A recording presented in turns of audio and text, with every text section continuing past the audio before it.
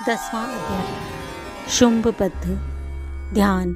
मैं मस्तक पर अध्र चंद्र धारण करने वाली शिव शक्ति स्वरूपा भगवती कामेश्वरी का हृदय में चिंतन करती हूँ।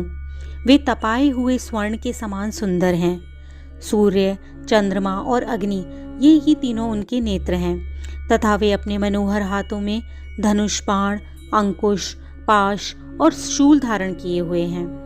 ऋषि कहते हैं, राजन, अपने प्राणों के समान प्यारे भाई निशुंभ को मरा हुआ देखकर तथा अपनी सेना का संगार होता जान शुंभ ने कुपित होकर कहा, दुष्ट दुर्गे, तू बल के अभिमान में आकर झूठ मूठ का घमंड न दिखा। तू बड़ी मानिनी बनी हुई है, किंतु दूसरी स्त्रियों के बल का सहारा लेकर लड़ती है। देवी बोली, ओ दुष्ट, मैं अकेली ही हूँ। इस संसार में मेरे सिवा दूसरी कौन है? देख, ये मेरी ही विभूतियां हैं, अतः मुझ में ही प्रवेश कर रही हैं। तदंतर ब्राह्मणी आदि समस्त देवियां अंबिका देवी के शरीर में लीन हो गईं। उस समय केवल अंबिका देवी ही रह गईं। देवी बोली, मैं अपनी ऐश्वर्य शक्ति से अनेक रूपों में यहाँ उपस्थित हुई थी। अब उन सब रूपों को मैंने समेट लिया है। अब अकेली ही युद्ध में खड़ी हूँ। तुम भी स्थिर हो जाओ। ऋषि कहते हैं, तदंतर देवी और शुंभ दोनों में सब देवताओं और दानवों के देखते देखते भयंकर युद्ध छिड़ गया।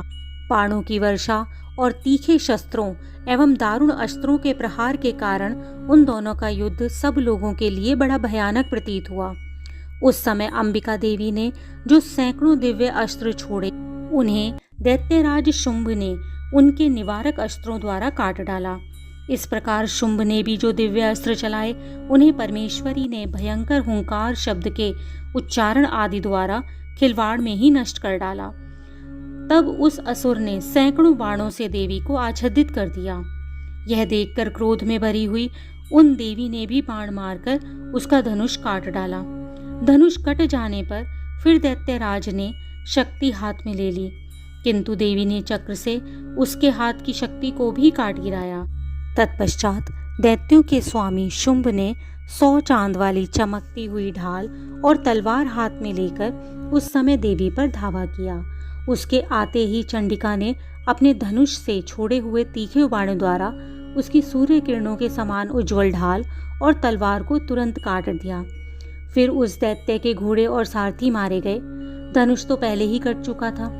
तब उसने अंबिका को मारने के लिए उद्यत हो भयंकर मुदगर हाथ में ले लिया।